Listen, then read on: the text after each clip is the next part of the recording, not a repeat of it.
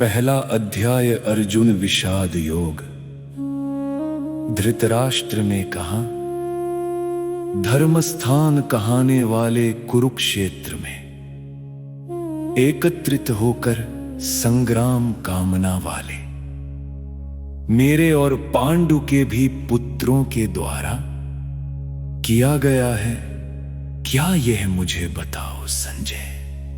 संजय ने कहा, व्यूह रूप में खड़ी हुई पांडव सेना को देखा गया जिस समय दुर्योधन के द्वारा, तो उसने आचार्य द्रोण के पास पहुंचकर इस प्रकार से वचन कहे उनसे, हे राजन, हे गुरुवर देखिए पांडु की संतानों का यह महान बल जिसको व्यूहाकार रूप में बुद्धिमान आपके शिष्य द्रौपद के द्वारा बड़ी कुशलता से सुव्यवस्थित किया गया है। बड़े बड़े धनुषों वाले हैं वीर यहाँ जो, युद्ध भूमि में है समान अर्जुन व भीम के। उनमें है युयुधान शिष्य जो है अर्जुन के, है विराट एवं महारथी द्रुपद भूप है। दृष्टकेतु है जो है नृप शिशुपाल के तनये, चेकितान एवं पराक्रमी काशीराज है।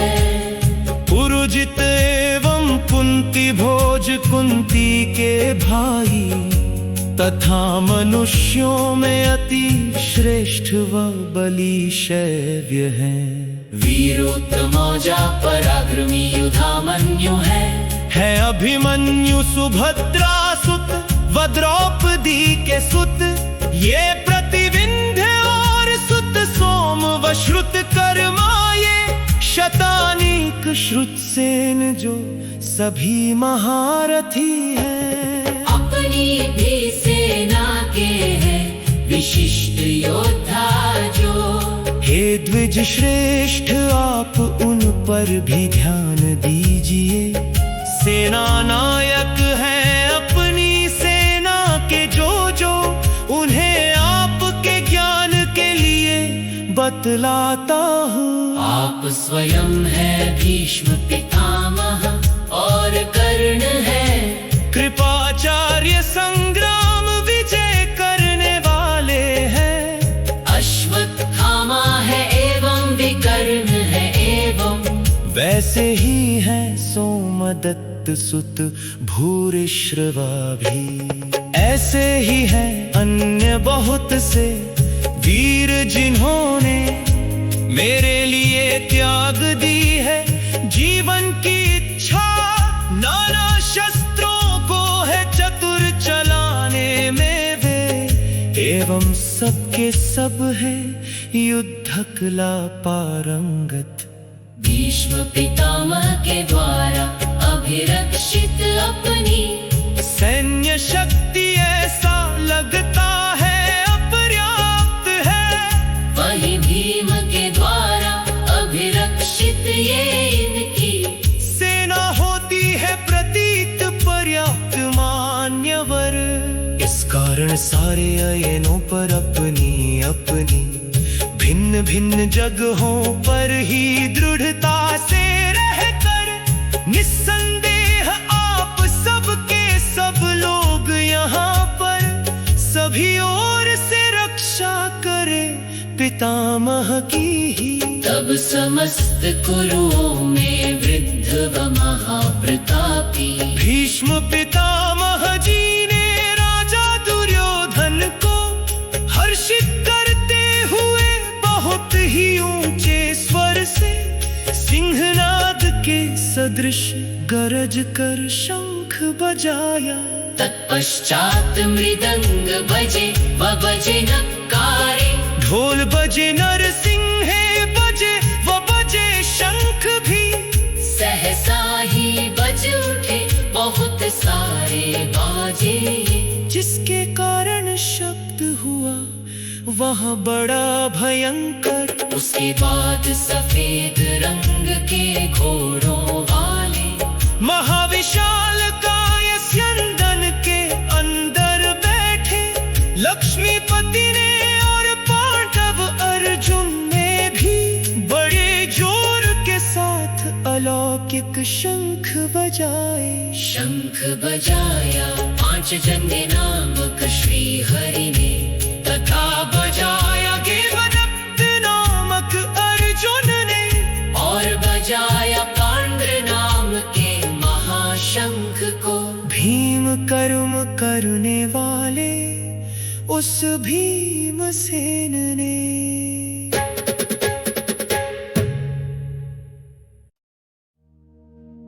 कुंती नंदन भूप युधिष्ठिर जी के द्वारा शंख अनंत विजय नामक था गया बजाया। माद्री पुत्र नकुल ने शंख सुघोष बजाया, और बजाया मणिपुष्पक सहदेव वीर ने। काशीराज जो श्रेष्ठ धनुष रखने वाले हैं, धृष्टद्युम्न पांडवों के जो सेनापति हैं। नृप विराट जो मत्स्य देश के हैं अवनीपति। अपराजित युयुधान शिखंडी महारथी भी। राजा द्रुपद तथा कृष्णा के 5 पुत्रों एवं बड़ी भुजाओं युक्त सुभद्रानंदन। इन सब ने तब सभी ओर से अपने अपने पृथक पृथक शंखों को हे अवनीश बजाया। पांडु सुतों की सेना के उस शंखनाद का इस प्रकार का महाभयानक शब्द हुआ तब, जो कि गुंजाते हुए धरित्री से नभ तक को हृदय विदीर्ण कर गया, धार्तराष्ट्रों के भी। हे अवनीश कपिध्वज अर्जुन ने जब देखा, शस्त्र चलाने को तैयार हो गए उन सब। व्यूह रूप में खड़े हुए धृतराष्ट्र सुतों को, तो गांडीव धनुष को उठा लिया उसने भी। एवं राजन ऋषिकेश भगवान कृष्ण से इस प्रकार से वचन कहा कुंती नंदन ने। अर्जुन ने कहा, इन दोनों ही सेनाओं के मध्य भाग में हे अच्युत जी खड़ा कीजिए मेरे रथ को। जब तक देखूंगा मैं यहाँ उपस्थित उनको, जो है हुए इकट्ठे युद्ध कामना लेकर। एवं देखूंगा कि युद्ध के इस उद्यम में यहाँ मुझे किन किन के साथ युद्ध करना है। उस धृतराष्ट्र पुत्र दुर्योधन दुष्ट बुद्धि का, युद्ध क्षेत्र में भला चाहने वाले ये जो राजा लोग युद्ध करने के लिए यहाँ पर आए हैं, सेना में उनको देखूंगा मैं। संजय ने कहा गुड़ाकेश अर्जुन के द्वारा इस प्रकार से कहा गया जब ऋषिकेश भगवान कृष्ण से। तो श्री हरि ने ले जाकर उस उत्तम रथ को खड़ा कर दिया सेनाओं के मध्य भाग में।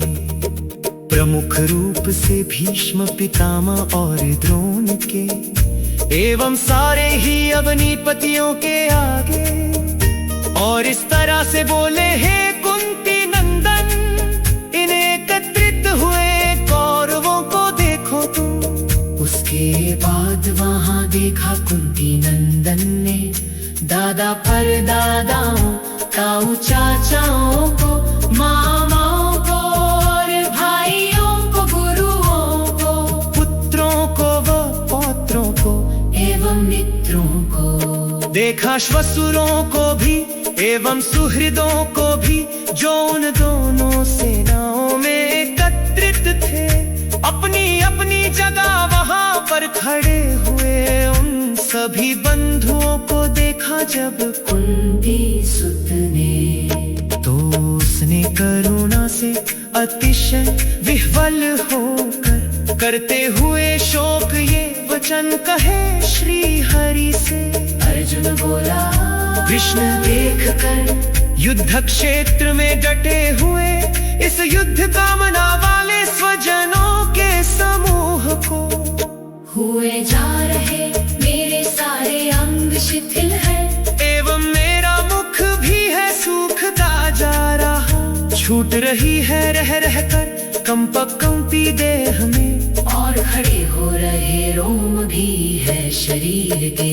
है खिसका जा रहा धनुष गांडीव हाथ से, तथा त्वचा भी जले जा रही है शरीर की। घूम सा रहा है मेरा मन बुरी तरह से, और ना रह पा रहा खड़ा भी हूँ बिल्कुल मैं।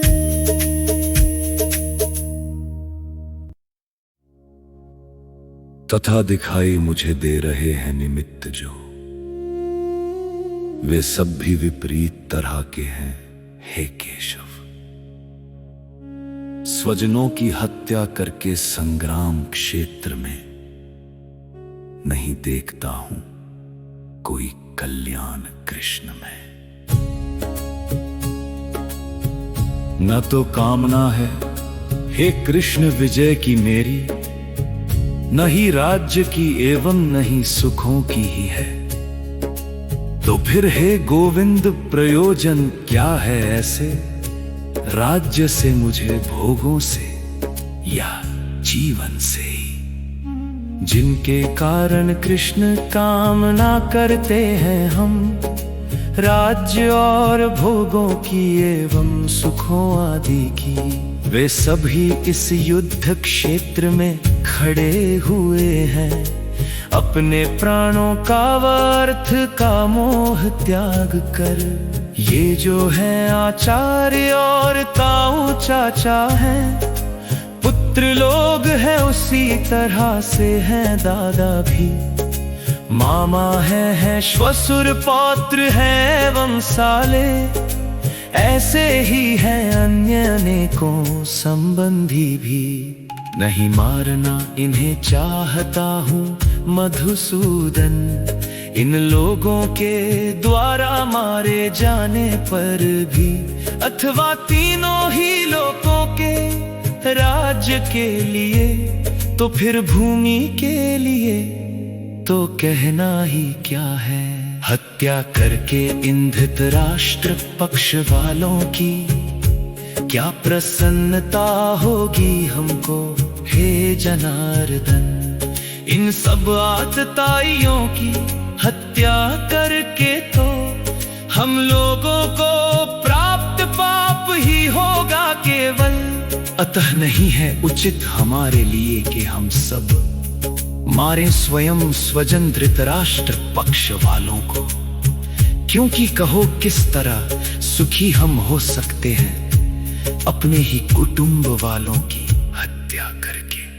यद्यपि नहीं देखते हैं धृतराष्ट्र पुत्र ये, जिनके चित्त लोभ से भ्रष्ट हो गए हैं वे, कुल विनाश से होने वाले दोष को तथा मित्र द्रोह से होने वाले पातक को भी। फिर भी हम जो देख रहे हैं भली भांति इस निज कुल के विनाश से पैदा हुए दोष को, तो फिर क्यों न विचार करें हम है जनार्दन, बचने हेतु इस तरह के गंभीर पाप से।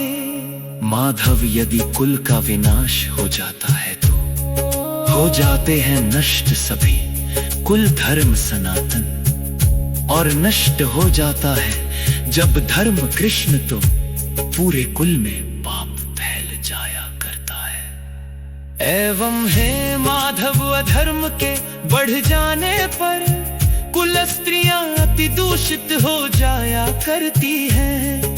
एवं हो जाने पर दूषित कुल स्त्रियों के पैदा है वार्ष्णेय वर्ण संकर होता है। वो संकर तो नरक के लिए ही होता है।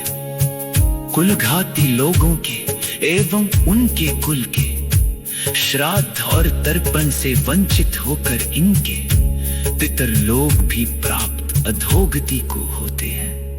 वर्ण संकरों को पैदा करने वाले दोषों के द्वारा उन कुलघाती लोगों के कुल के सभी सनातन धर्म व जाति धर्म भी हो जाया करते विनष्ट है वार्ष्णेय है।